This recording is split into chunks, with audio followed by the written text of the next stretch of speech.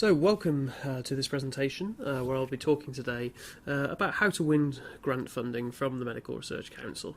My name is David Crosby. I'm MRC's Programme Manager for Methodology and Experimental Medicine, and it's my role to be the primary point of contact between the MRC and the academic community, and also to have strategic oversights of MRC's portfolio of funding in my areas of research and what's going on in research in the UK generally. And I've worked with a number of boards and panels at the MRC over my time here now. And as such, I feel like I have a pretty good idea of what they're looking for in a grant application and, just as importantly, what upsets them in a grant application. And so I'll be talking to you today about my experiences and what I've gleaned about that. I'll be talking about three broad areas. Firstly, and that's obviously the first stage of thinking about funding is how do you get an idea in the first place? How do you get inspired? How do you pull together an idea that's worthy of applying for funding? Secondly, I'll be talking about choosing the right funder, and of course there are many options out there, all of which should be considered and not dismissed arbitrarily.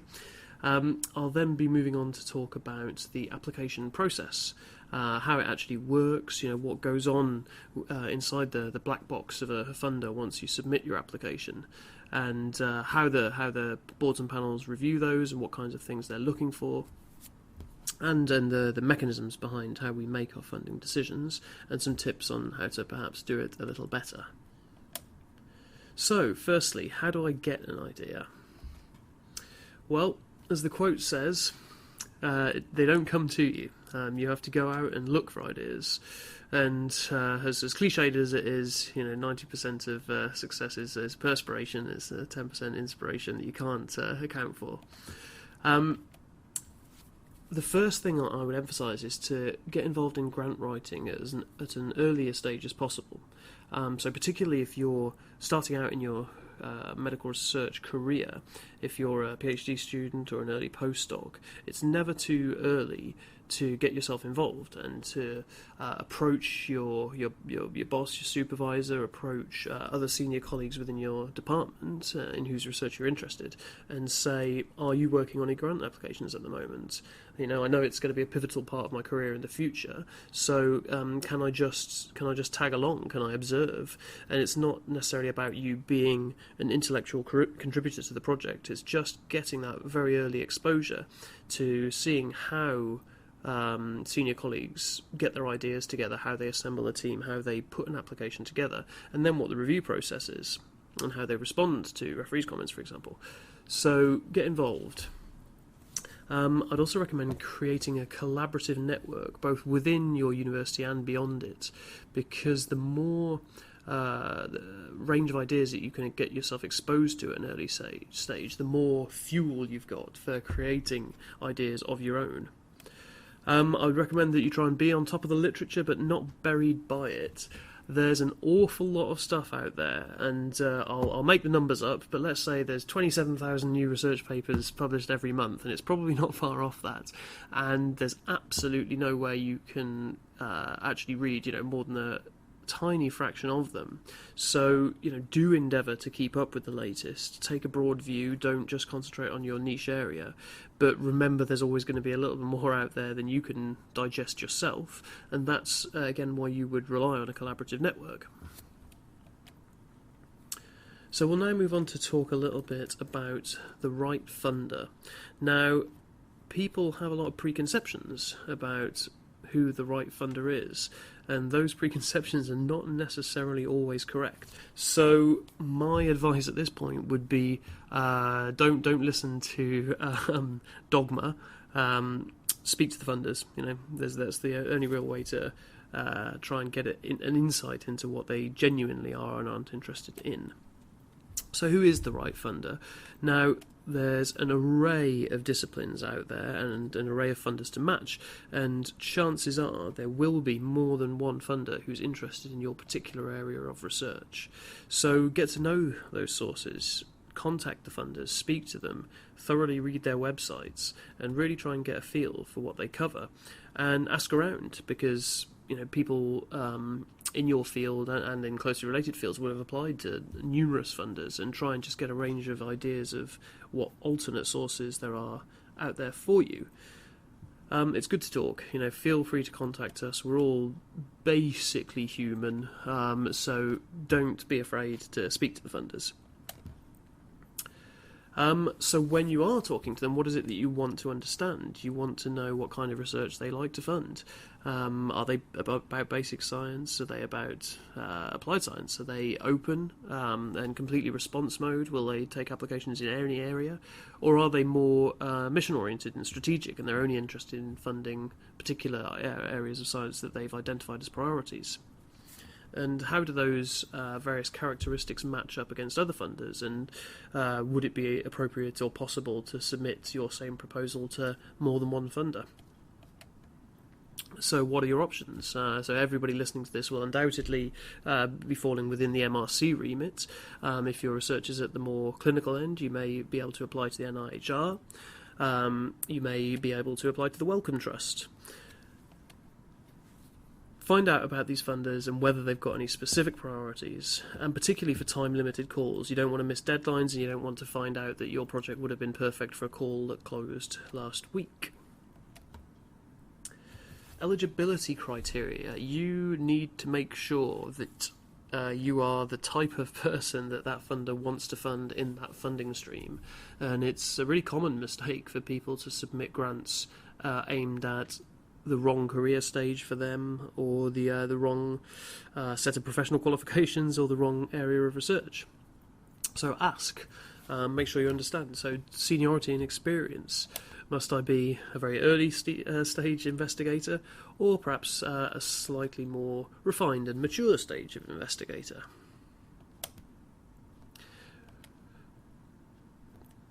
Do we want you to be professionally or academically qualified in a particular way? Some schemes will be appropriate for clinician scientists, and some won't.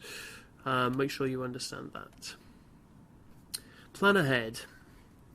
Okay, everything takes longer than you think it will, and no matter how simple it may seem to pull a project together, there are hidden depths of annoying bureaucracy that you will have to get through in order to actually get a proposal in, even if you think it's only going to take you a day or two to sit down and write a proposal.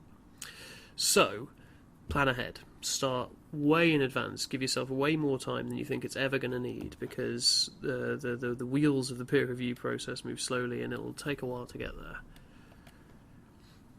there.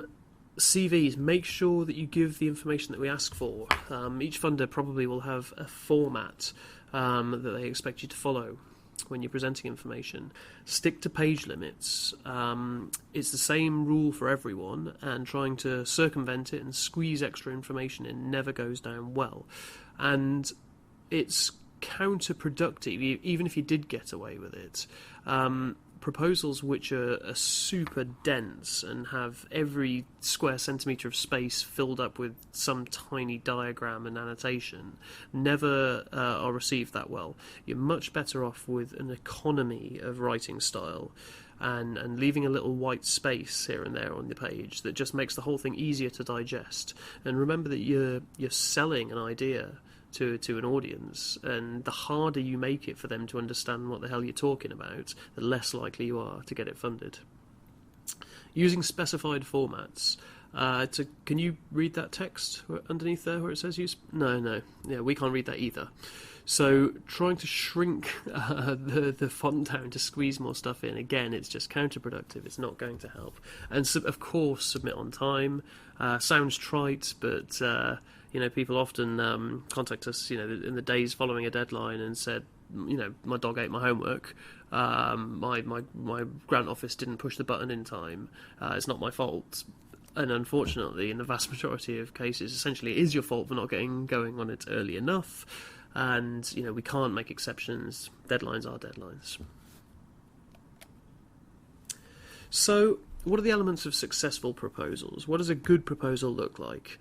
I'll go into all of these in more detail in the coming minutes, but just at a high level, it's important to emphasise potential. So for an audience such as yourselves who are at the earlier stages of your career, we don't expect you to have 15 first author Nature papers and a Nobel Prize in the bag. We expect potential, and we expect an ascendant trajectory of your career and your research output, and that's what you need to establish. We need a clear rationale. Why are you doing what you want to do? We need a fairly detailed description of the methodology. We need you to reassure us that you know what you're talking about and that you can do the science that you're proposing. We need a description of the people involved. Who's the team? Are they the right people to be conducting this work? The environment. Have you got the facilities you need? For fellowship applications, a very clear description of the training and career development that you'll undergo as part of the award is absolutely crucial. Collaboration's key to making sure that the right team is there. And plan your application. Don't rush it. Take your time. So, first up, making a successful application. The hypothesis. What are you doing? Why are you doing it? As the quote says here, it's okay to show a little ambition. It's okay to take on a big problem, as long as you can explain why, and then reassure that you've got a fair chance of actually doing it. So, what do you need to establish? What is your hypothesis? Now, one would think that it was pretty clear that you will need to clearly articulate a hypothesis at the front of a piece of scientific research, but there's an awful lot of panel members and board members out there who would set you straight on that assumption, because we get a lot of applications that talk in intricate detail about the science that they're proposing and completely forget to say what the point is. What is the key central question that they're asking? What do they think is happening, and how are they going to test that? That's a hypothesis, and you need to make sure that is very explicitly stated. Remember that you have got an awful lot of background knowledge in your heads, okay? You've been immersed in this question for months, if not years, and all of that is rattling around while you're considering the work that you're proposing. And the board and panel members don't have that, okay? They don't have the context, and they don't know all the nuance of the area. And so you might assume that it's abundantly clear why you're doing what you're doing, but you cannot assume that. You have to explicitly state it. What's your long-term objective? Why do you want to do this? You need to set the scene, you need to review the relevant literature, but review it objectively. A common failing is that in the literature review section, people will set the scene in a really kind of biased way. They'll cite the papers that support the thing that they want to do and conveniently omit to mention those that maybe challenge their hypothesis. And that does not help you at all. Be upfront, say, here's the literature, here's the stuff which supports and gives me a platform for doing what I want to do, and also here are a bunch of papers which are maybe in opposition to what I'm saying. Here's why I think they may be flawed, and why my piece of work will then conclusively address this controversy. Why now? Why is this the right time to be doing a bit of research? Have there been key developments in the last few years that you need to build on? Have there been technological advances that now permit you to do this kind of work for the first time? Timeliness is what you should seek to establish. When considering the background to the problem, you need to talk about its significance. You need to say what the big advance is. Okay, so if you do succeed in delivering the science that you're proposing, then why is that unique? What gap does it fill? Focus. It is crucially important that your proposal is not cluttered or scattered in its approach. You need to have a hook, you need to have a key central feature that your proposal hangs off, and you should concentrate on it and not let lots of peripheral and potentially fascinating questions, but ultimately peripheral questions, distract you from the main aim and from getting over to the panel the key central points of your proposal. So, in order to achieve that, you need some very well defined objectives. And you need to have well-defined criteria for success. Okay, so how will you know when you've done it? Okay, what does success look like? And you need to have very specific aims in order to quantify success, in order to say what it is you're going to achieve. You need to explicitly state what your aims are. And again, might sound obvious, but a lot of proposals might start with a kind of big central question. How does resolution of inflammation work in COPD? And there'll be a big grand question, and then they'll detail some experimental work without actually saying what are the individual work package's aims, and with each experiment, what's that going to deliver that helps me address the big grand challenge at the front. Don't have, as I say, too many unrelated questions. Keep it concise and clear and crisp, such that it's feasible that you're going to deliver that result within the 3 years or what have you of your project. The relationship of the aims to the experimental plan has to be crystal clear. And once more, apologies if it sounds obvious, but so many people don't do it. Okay, so what people do wrong here is to have the big question up front, the grand hypothesis, have the series of aims. So you've got your 4 aims. Here's the 4 questions I want to answer, and then they describe a bunch of experiments, and that's it. And what that's missing is an explicit link between each proposed experiment and one of the main aims. So when you're detailing your methods and you're detailing here's the studies I'm going to do, make damn sure that for each of those you say, so what I'll get from this is X, and X will help me address aim 1 because.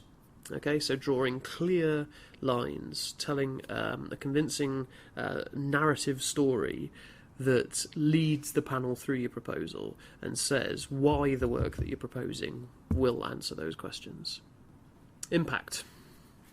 So this is a much maligned word, which has come into common use at MRC and the other research councils, and more broadly, over the last 5 years or so. And this is another one of those things which there are a lot of assumptions out there about. What we're talking about when we say impact is what's the consequence of your work. And if you're an applied clinical researcher, then that consequence might be I'm going to make a new drug, or I'm going to show a new drug works. But if you're a basic sort of discovery biologist, then that will not be the impact of your work, but there still can and should be impact, and the impact will be described differently. The fundamental question is, so what? If you do your project, if you get the result that you're after, who cares? So when considering impact, researchers need to be actively involved in thinking about who could benefit from their work in the long term and what can be done to increase the chances of the research reaching those beneficiaries. And who could benefit is an array of people, and in the immediate term it's your academic colleagues, it's the field of understanding around yours, and perhaps then tangentially related scientific fields. If you're working on a particular enzyme in T cells, maybe that same enzyme is also expressed in platelets, and so maybe your work will have a knock-on effect there. And beyond that, what essentially is the pathway between your piece of research and ultimately improvements in human health? Now, we do not expect every MRC-funded scientist to be taking the ideas through that entire pathway until there is impact on human health, but we want you to think, even if you're doing very basic, structural biology or something, we want you to think about what is the consequence of that, okay? And how will others pick up your results and run with them, and what's the eventual pathway towards improvement in human health? Okay, so we describe that as academic impact and economic and societal impact. Okay, and those are the 2 different kinds of impact that we're interested in.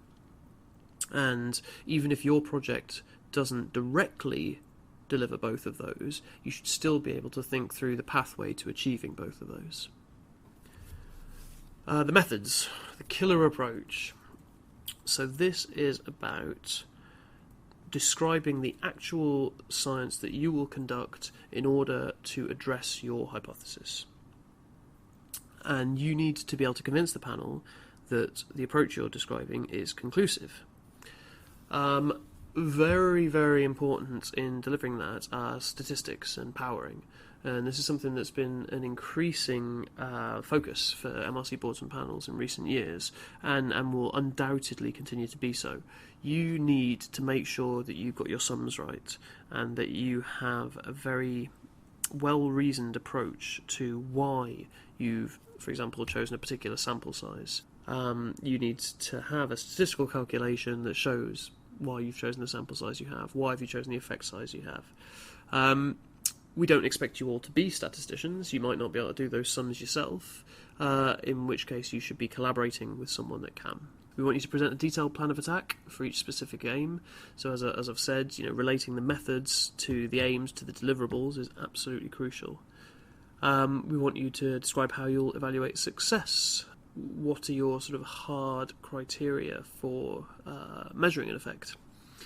We want you to address suboptimal methodologies and offer rationale for their use. Okay, so any experimental design, any piece of kit, any assay will not be perfect, and that's okay.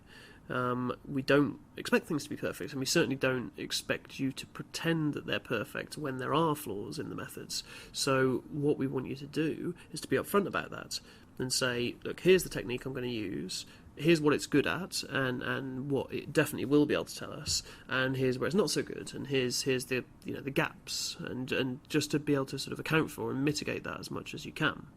Okay, making a successful application. The case for support. Now, the case for support is the meat of the application. Okay, it's the main part. It's the most important bit. It's where you actually describe all the science. So the preceding slides I've talked about various aspects of this case for support, but at a holistic level, you need to be very clear that you're addressing all the relevant questions. You need to write, as I've said, clearly and economically. Preliminary data is a question we are often asked. How much preliminary data do I need? And of course that's how long's a piece of string question, depends what you want to use it for. You need enough preliminary data to reassure the panel that there is a signal there worth pursuing. If you have so much data that it kind of looks like you've already answered the question before asking for funding for it, then that's not going to fly. If you have no preliminary data, then you're just speculating, and that's not going to sit well either. It's about establishing the validity of the approach that you've selected by saying, there's a signal there, it's enough to support my idea, but there's a big old gap still to fill, and that's what I'm going to do. Personnel and collaboration. Who proposes to do a project is just as important as what you're actually proposing. The evidence must be presented that research teams capable of delivering a return on the MRC's investment. Okay, you need to reassure us that you've got the right gang together to deliver this work. If you are, I don't know, a technologist, you're an imaging specialist, and you're doing a project which you think will revolutionise the way we image the beating heart, you would be misguided to not have a cardiologist involved in your team of applications. We want, especially in multidisciplinary proposals, to know that there are representatives of the appropriate communities involved in the study, not just the people who have the technical expertise to deliver the more technical aspects of the proposal, but also the end users, if you like, the people who, should your project be successful, are going to be the ones that are going to sort of pick up that work and take it further. So making sure that you've got the right people involved is crucially important. What is the evidence that will convince us that these are the right people? Well, it's their research track record, clearly. It's specific expertise in techniques and scientific disciplines. Appropriate time commitment for you as the principal investigator and your co-applicants is important. Too little time committed makes it seem tokenistic and like the name's just on there just to have the name. Too much time commitment can seem completely infeasible. If you say that, Professor Smith, the Nobel laureate down the corridor, is going to spend half his time supervising your project, we're probably not going to believe that. So having that balance is very important. Institutional support. This is really important, particularly for early career awards that focus around training, we want to know that the university supports you as an individual, that they value you, because if they don't value you, why should we? How do you go about getting institutional support? Well, you'll want to work on building your reputation early and often. Get recognition, get your face seen, give talks, pin your papers up on the notice boards, and engage in academic, departmental duties. Collaborate with people, interact. Just get yourself seen, build a presence, and that will reassure people within the department that you are a force to be reckoned with and somebody worthy of their support. So particularly for fellowship applications, or also our new investigator grants, we'll want to see, if at all possible, commitment from the university to employment at the end of the award. Okay, if you get your fellowship, then at the end they will, and the classic phrase is, seriously consider you for a full-time post. We can't mandate any more than that. It's not feasible to expect the university to have a sort of stone cold guarantee that they'll give you a job at the end of the fellowship, but some expression of interest and support from your head of department will go a long way. We expect the university to provide you adequate lab space and to commit to that. We expect them to provide you access to shared resources, and if at all possible, a contribution to salary, which in fact is something that we routinely expect on our new investigator grants nowadays. The resources. So this is the big question which people often ask and that we don't have an official hard-line answer for in the vast majority of cases, is how much can I ask for? The rule of thumb with MRC, and it's the case in pretty much all of our funding competitions, is that we don't tend to set maximum amounts for which you can ask. You can ask for whatever you need to deliver the science. And as long as it's justified, then that's okay. We completely accept that there are some fields more expensive than others, and if you are wanting to do MRIs on 100 people, that's expensive. If you're doing a large-scale mouse study, that's expensive. If you're developing a statistical technique, with you and one postdoc working on computers, that's less expensive. So we're aware of that. It's about how much that particular area of research just costs to do, and whether or not what you're proposing justifies that. Does the science that you're saying you're going to do cost that much? So what kind of justification do we expect around this? As I said before, we want you to justify your sample sizes with power calculations. We want you to say why you need stuff. Don't just list it. An awful lot of proposals come in saying, here's the science I'm going to do, and by the way, I would like a couple of brand new computers and a centrifuge and this, that and the other, without actually saying what those things will be used for or why they're needed. Can't you use existing equipment? Can't you share equipment in your department? So make sure you justify it. Don't be greedy, don't ask for too much, but equally don't underfund, okay? Don't assume that making a grant cheaper will make it more likely to get funded.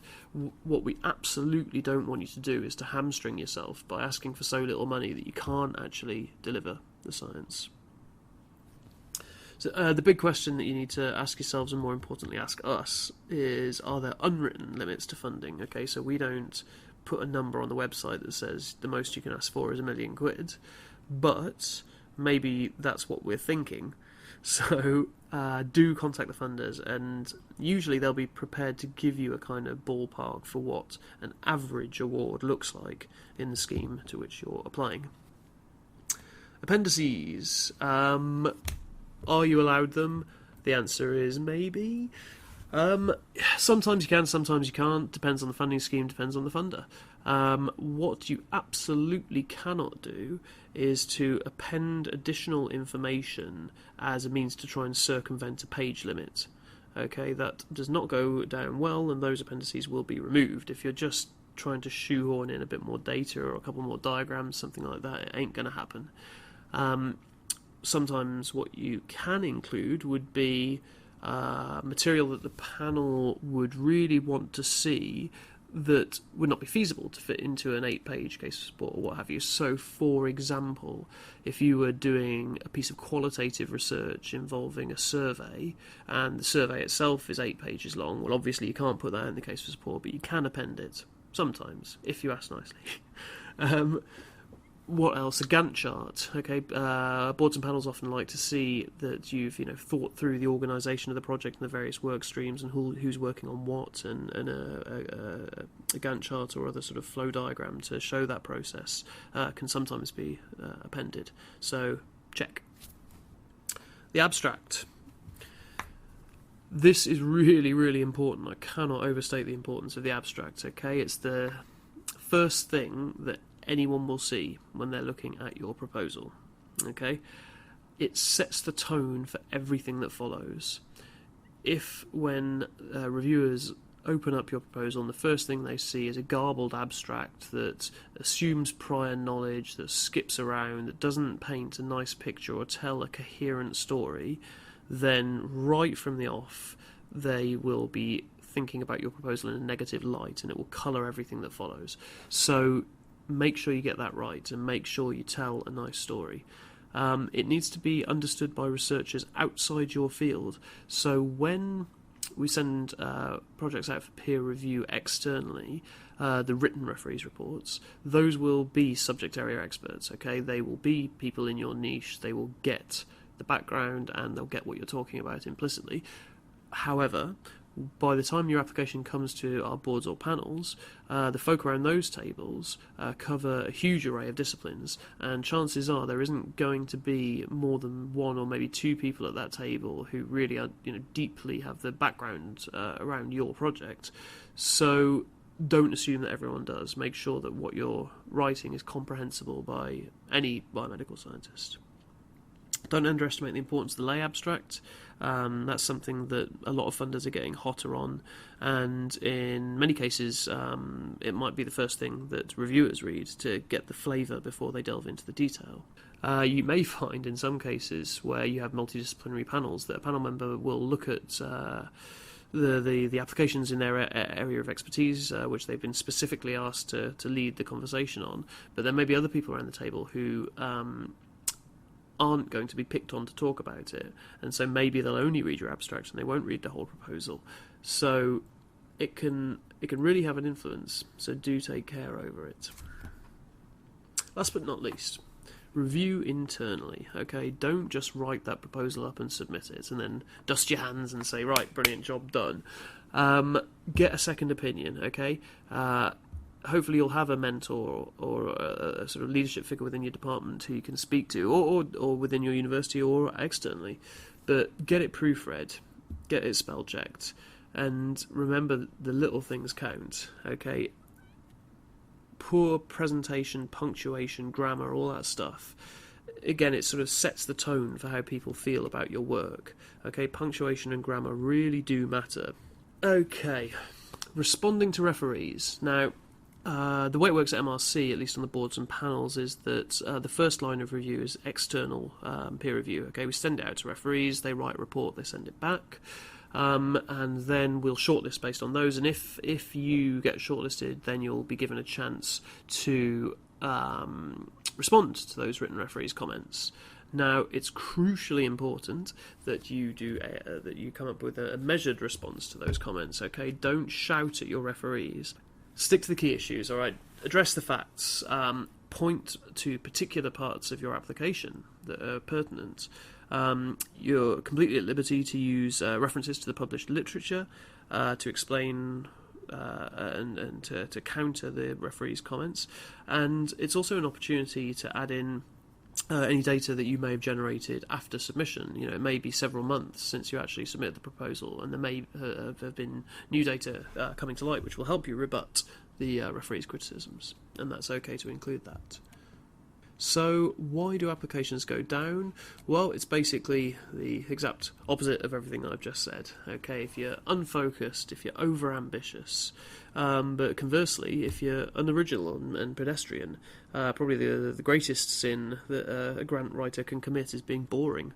So make sure that it's an exciting idea. Not having a clear hypothesis as we've discussed, will harm your chances.